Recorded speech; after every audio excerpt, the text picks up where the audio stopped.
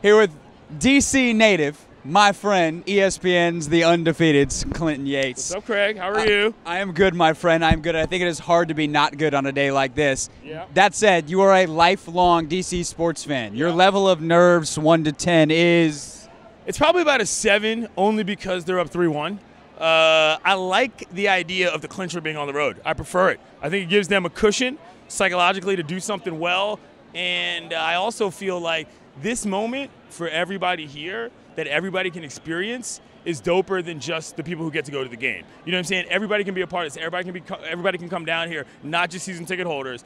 That's really excellent to me. These watch parties have been great. You've been to one. I've not. This will be my first one here because I've been at the rest of the games. I'm psyched. Yeah, man, it's really cool to see this. We got about 15,000 people probably outside. There's another 18,000 inside. There's no barrier to entry other than how fast your internet went at 1 o'clock the other day. So to experience this as a city as a whole, you said, though, it's only like a 7 on that nerve scale. Does that surprise you considering the angst that is typical of DC sports fans?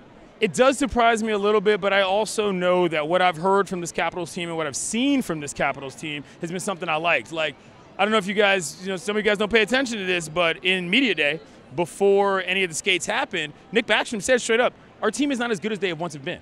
We've got grinders. We know we've got to play a better brand of hockey in order to beat our opponents. We can't just rest on our laurels on talent, and they've been executing on that front. You think about guys like your Lars Ellers. You think about guys like, I don't know, Brooks Orpik. You know what I mean? Dudes who are not necessarily your stars. Those dudes have been integral parts of not just goals, but shifts that, that ended in penalty kills. DSP, don't even get me started about Devontae. That dude's got to get re-signed, by the by.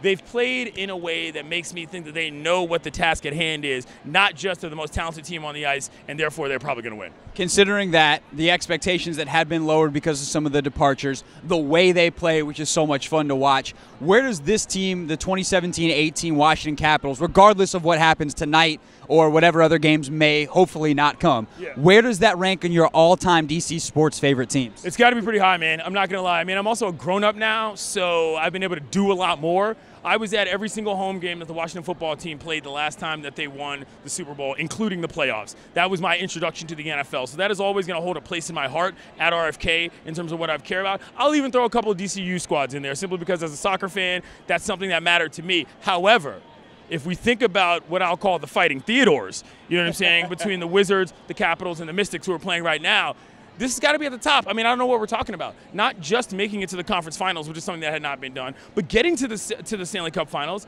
and then playing the way they played. They banged out the Knights the last game. I thought there was a demoralization factor there. That is what makes me so confident, and which is why I'm at a 7 as opposed to a 10 in terms of nerves.